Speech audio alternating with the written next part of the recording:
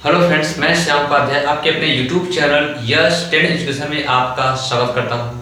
आज आपके लिए जो 12th का फिजिक्स का जो सीरीज चल रहा था उसका आज हम स्टार्ट करते हैं दूसरा चैप्टर क्या है? वैद्युत धारिता। ये आपको लिखा हुआ है वैद्युत धारिता, इलेक्ट्रिक कैपेसिटेंस। उसके बारे में हम आज बात करेंगे। अब इसके बाद आपको ये दूसरे चैप्टर का पूरा डेरिवेशन और इसका परिभाषा दिया जाएगा। इसके बाद आपको फर्स्ट चैप्टर जो वैद्युत आवेश है वो और वैद्युत धारिता, इन दोनों चैप्टर के फॉर्मूले एक साथ लिखवाए जाएंगे। इसके बाद आपको दोनों का न्यूमेरिकल साथ में कराया जाएगा। यदि आपको वीडियो अच्छा लगे तो लाइक करिए, कमेंट करिए और दोस्तों में शेयर करिए। आइए देखा जाए। पहला ही हमारा हेडिंग क्या होता है? पहला हेडिंग है कि वैद्युत धारिता। हेडिंग क्या है? धारिता की अभिधारणा। ये क्या होती है? धारिता किसे कहते हैं? आप जानते हो कि धारिता का अगर मूल शब्द देखा जाए, धारिता का कॉन्सेप्ट ही होता है कि धारण करना। वैद्युत धारिता का मतलब क्या होता है? कोई चालक पदार्थ होगा, वो आवेशों को कितना अधिक धारण कर सकता है। जैसे किसी बर्तन में कोई द्रव कितना भरा जा सकता है, यह डिपेंड करता है कि उस बर्तन की धारिता कितनी है, क्षमता कितनी है। जस्ट वैसे ही धारिता का कॉन्सेप्ट यहाँ भी वही है, बस अंतर इतना है कि चालक पदार्थ होगा और उस चालक पदार्थ को किससे भरा जाएगा? आवेश से भरा जाएगा, अर्थात आवेश को दिया जाएगा, अर्थात वह आवेश को धारण करेगा।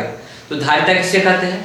आवेश के धारण करने की क्षमता को ही क्या कहते हैं? वैद्युत धारिता कहते हैं। तो सिंपल सा परिभाषा क्या बना? आवेश के धारण करने की क्षमता को, आवेश को धारण करने की क्षमता को क्या कहते हैं? वैद्युत धारिता। आवेश के धारण करने की क्षमता क्या कहलाती है? वैद्युत धारिता कहलाती है। वैद्युत धारिता कहलाती है। ये क्या है? वैद्युत धारिता की परिभाषा है। जैसा कि किसी बर्तन में कितना द्रव भरा जा सकता है, यह डिपेंड करता है कि बर्तन की क्षमता कितनी है, अर्थात बर्तन की धारिता कितनी है। वैसे ही किसी चालक पदार्थ में कितना अधिक उस पदार्थ को आवेशित किया जा सकता है, अर्थात वह पदार्थ कितना ज्यादा आवेश को ग्रहण कर सकता है, वही उसकी क्या कहलाती है? वैद्युत धारिता कहलाती है। अब बात समझना होगा आपको कि यदि चालक पदार्थ को आवेशित किया जाए तो फायदा क्या होगा? चालक पदार्थ को आवेशित करने से चालक पदार्थ की विभव में वृद्धि होता है। अर्थात कहने का मतलब ये हुआ, चालक को यदि आवेश दिया जाए तो उसके विभव में वृद्धि होगी। आप कह सकते हो कि जो चालक पदार्थ का जो आवेश होगा वह क्या होता है? चालक पदार्थ का जो आवेश होगा वह विभव के समानुपाती होगा। जब समानुपाती चिन्ह हटाएंगे तो एक नियतांक लगेगा, उस नियतांक को हम कहते हैं C। तो C इंटू V। यहाँ पे क्या है? जहां पे अगर हम बात करें, जहां पे Q चालक पदार्थ को दिया गया आवेश है और V क्या है? चालक पदार्थ के विभव में वृद्धि को बताएगा। जितना ज्यादा उस पदार्थ को आवेशित किया जाएगा उतना ही ज्यादा उस पदार्थ के विभव में वृद्धि होगी। और C क्या है? चालक पदार्थ की धारिता। चालक पदार्थ की धारिता, चालक पदार्थ की धारिता, ये हो गया। अब तो अगर हम धारिता का जो अगर जानना चाहें कि C बराबर अगर निकालना चाहें, यहाँ से Q बराबर C भी होता है, तो यहाँ से अगर हम C बराबर निकालना चाहें तो C बराबर क्या आ जाएगा? आपका Q बटे V हो जाएगा। C को रोक लिया जाए, V इसके बटे में आ जाएगा तो क्या हो जाएगा? Q बटे V। यदि अब यहाँ से मैं एक परिभाषा और निकालूंगा, एक परिभाषा यहाँ से और निकलेगा, क्या होगा वो देखा जाए। यदि V बराबर क्या होगा 1 वोल्ट हो जाए, V बराबर क्या हो जाए 1 वोल्ट हो जाए, तब क्या होगा, तब Q बराबर हो जाएगा C, अर्थात C बराबर हो जाएगा Q, बात एक ही हो जाएगा।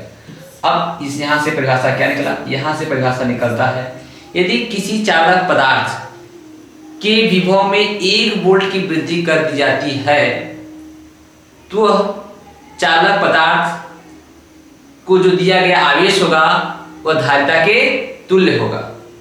किसी चालक पदार्थ में यदि 1 वोल्ट की वृद्धि कर दी जाती है तो चालक पदार्थ जो दिया गया आवेश होगा वो धारिता के तुल्य होगा। अर्थात एक परिभाषा और निकालने दे रहा हूं इस फॉर्मूले से, एक परिभाषा मैं और निकाल रहा हूं इस परिभाषा से, क्या, किसी चालक पदार्थ को दिया गया आवेश, परिभाषा क्या है, चालक पदार्थ को दिया गया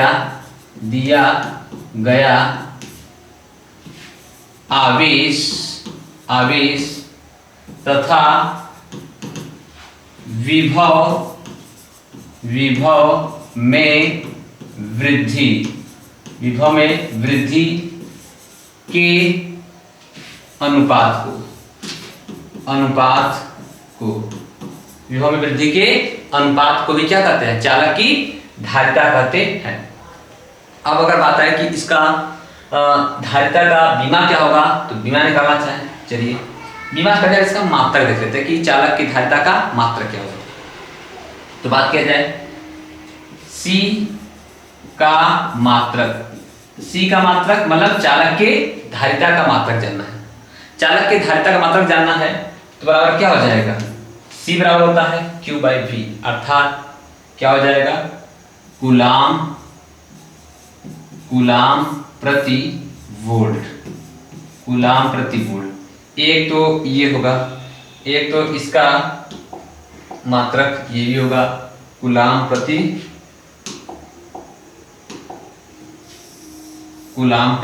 वोल्ट होगा चालक के धारिता का मात्रक। और इसी को बोलते हैं क्या मिला के फैरड। क्या बोलते हैं भाई इसको, इसी को बोलते हैं फैरड। चालक की धारिता का एक SI मात्रक क्या होता है, फैरड होता है, या बोल सकते हैं कूलाम प्रति वोल्ट बोल सकते हो आप चालक की धारिता का मात्रक। अगर बात करें हम कि जो चालक की धारिता का जो मात्रक फैरड होता है वह बहुत बड़ा मात्रक होता है। फैरड क्या होता है, फैरड चूंकि चालक की धारिता का मात्रक C का मात्रक फैरड क्या होता है, फैरड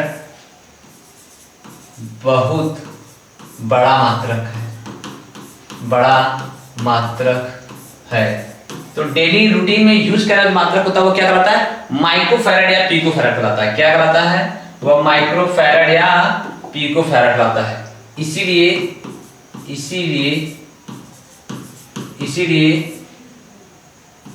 इसका अन्य मात्रक क्या होगा, अन्य मात्रक पिकोफैरड या माइक्रोफैरड होता है। पिकोफैरड या माइक्रोफैरड होता है धारिता का जो डेली रूटीन में यूज किया जाने वाला मात्रक। इसको दिखाते किससे हैं, पिकोफैरड लिख देंगे भाई PF से और माइक्रोफैरड लिख देंगे μF से। कभी कभी क्या करते हैं ना, क्योंकि पिको आप जानते हो पिकोफैरड को ऐसे लिखते हैं कभी कभी माइक्रोफैरड, पिकोफैरड को कभी कभी माइक्रोफैरड भी बोलते हैं। तो इसका मतलब डेली रूटीन में यूज होने वाला जो फैरड का मात्रक है वो क्या है, पिकोफैरड या माइक्रोफैरड या माइक्रोफैरड। अब थोड़ा सा मैं देख लेता हूं कि ये जो माइक्रोफैरड पिकोफैरड का मान कितना होता है। ठीक है, चलिए अगर बात करें कि 1 माइक्रोफैरड इक्वल टू, जो कि माइक्रो का मतलब होता है 10⁻⁶, तो क्या हो जाएगा 10⁻⁶ फैरड हो जाएगा, फैरड। अगर मैं बोलूं यहाँ पे पिको फैराड का 1 पिको फैराड का कितना, तो बोलोगे 10⁻12 फैराड। या ये तुल्य किसके होता है, यह तुल्य होता है माइक्रो फैराड के तुल्य होता है। इसलिए जो आपका फैराड का जो मात्रक होता है वो डेली रूटीन में यूज किया जाने वाला मात्रक पिको फैराड अथवा माइक्रो फैराड होता है। अगर आप बात करें कि फैराड की उसकी बीमा की, फैराड की बीमा की बात किया जाए, चलिए यही देख लेते हैं फैराड के बीमा। आप देखो फैराड की बीमा, सी की बीमा इक्वल टू क्या होगा, सीधा होता है Q बाय V, Q की बीमा बटे V की बीमा। अब कहोगे V की बीमा कैसे निकालें, अरे भाई V इक्वल टू W/Q होता है, वहां रखते हैं। चलिए देखा जाए, C की अगर बीमा निकालनी है, बीमा कैसे निकलेगा, Q बटे V की वैल्यू क्या होती है, W/Q होता है, क्योंकि Q पर चला जाएगा तो C की बीमा इक्वल टू क्या हो जाएगा, कैसे निकलेगा, बराबर क्या हो जाएगा, Q² बटे W, क्योंकि Q बराबर क्या होता है, Q बराबर होता है IT। आप जानते हो कि Q बराबर क्या होता है, IT होता है। इस हिसाब से अगर C की बीमा मैं निकालना चाहूँ, C की बीमा अगर निकालना चाहूँ तो कैसे निकालूंगा, क्योंकि Q बराबर IT होता है, I विद्युत धारा है, T समय है। इस हिसाब से धारा का बीमा कैपिटल A एम्पियर होता है, टाइम का बीमा कैपिटल T सेकेंड होता है। तो इसका क्या हो जाएगा, A × T का होल स्क्वायर, नीचे क्या है, कार्य है, कार्य का बीमा आप जानते हो mL² T⁻² होता है। क्या होता है कार्य का, mL² T⁻² होता है। तो इस हिसाब से अगर C की बीमा निकालना चाहे तो कैसे निकलेगा भाई, m ऊपर जाएगा तो क्या हो जाएगा, m⁻⁻1 क्या हो जाएगा, A है, A लिख देंगे, L ऊपर जाएगा L⁻⁻2, T ऊपर जाएगा, सॉरी इस पे स्क्वायर लगा था तो यहाँ पे A पे स्क्वायर होगा, तो यहाँ T का भी स्क्वायर लगेगा, तो यहाँ एक लाइन और लिख लो आप, A² T², ये हो जाएगा, तब अपान होगा mL² T⁻²। अभी कंप्लीट हुआ।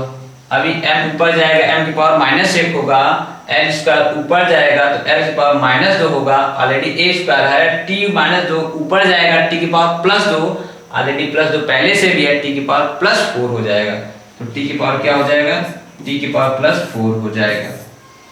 ये आपका धारिता का बीमा हो जाएगा। अब किसी को कंफ्यूजन है कि कार्य का बीमा कैसे होता है तो उसको भी देख लो। अगर W की बीमा निकालना चाहते हो, कैसे निकालोगे, W होता है F × D होता है। अगर F का निकालना चाहते हो तो F बराबर क्या होता है, MA होता है। अगर A का निकालना चाहते हो तो A बराबर होता है V/T होता है।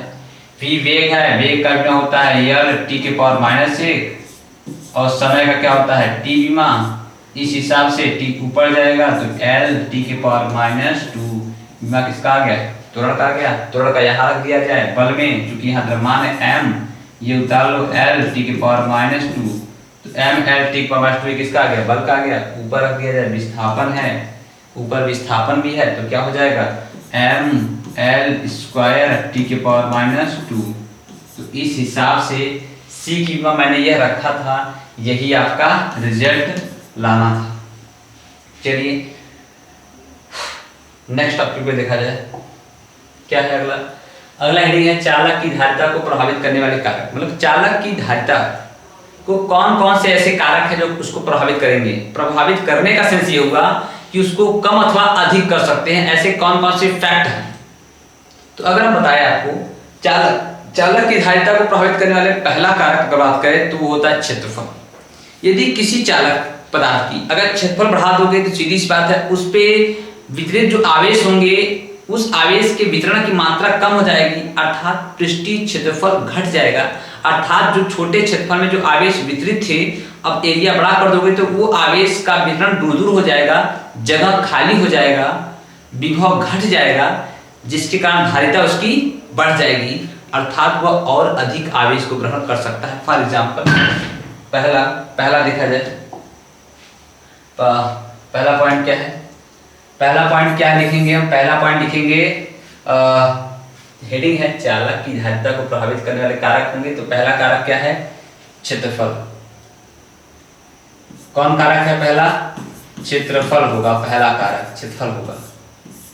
जैसे अगर मैं कह रहा हूं कि अगर कोई इतने बड़े में है, आवेश इस पे इस प्रकार से वितरित है, ये वितरित है 1 2 3 4 3 6 आवेश वितरित है। यदि इसका हम एरिया बढ़ा दें, वही 6 आवेश एक यहाँ रहेगा, एक यहाँ रहेगा, एक यहाँ रहेगा, अब एक यहाँ रहेगा, एक यहाँ रहेगा। अब बताओ बीच में जगह हो गया, जब जगह हो गया तो और ज्यादा आवेश आ सकता है। इस प्रकार से आप कह सकते हो कि क्षेत्रफल बढ़ाकर भी चालक की धारिता को बढ़ाई जा सकती है। तो पहले कारक क्या हो गए, क्षेत्रफल बढ़ाकर चालक की धारिता को बढ़ाया जा सकता है। दूसरा कारक क्या है, दूसरा कारक यह है कि चालक के पास किसी अन्य अनावेशित चालक को रख दिया जाए। क्या, चालक के पास, दूसरा है चालक के पास अन्य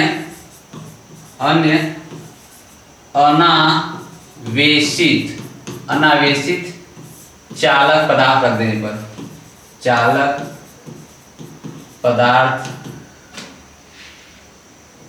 पदार्थ रखने पर, मतलब कि कोई चालक पदार्थ होगा, उसके पास यदि अन्य कोई चालक पदार्थ होगा दोगे तो होगा क्या पता है, क्या होगा कि प्रेरण के कारण कुछ आवेश उस पर स्थानांतरित हो जाएगा, जिसके कारण पहले पदार्थ का विभव घट जाएगा। जब पहले पदार्थ का विभव घट जाएगा तो उसकी धारिता बढ़ गई ना भाई, क्योंकि आप जानते हो Q बराबर होता है C × V, C बराबर होता है Q/V। यदि किसी चालक पदार्थ के पास कोई अन्य अनावेशित चालक पदार्थ रख दोगे तो प्रेरण के कारण इस पे क्या आ जाएगा, माइनस हो जाएगा। जब प्रेरण कारण इस पे माइनस हो जाएगा, इसकी जो है इसका विभव घट गया, इसका जब विभव घट जाएगा तो चालक की धारिता बढ़ जाएगी। चालक की धारिता चूंकि विभव क्या हो जाएगा, घट जाएगा, धारिता बढ़ जाएगी। दूसरा कारक ये है। तीसरा कारक क्या है, तीसरा कारक इसका ये है कि चालक पदार्थ को किसी अन्य माध्यम में रख दिया जाए। अब क्या होता है, चूंकि आप जानते हो क्या लिखोगे, चालक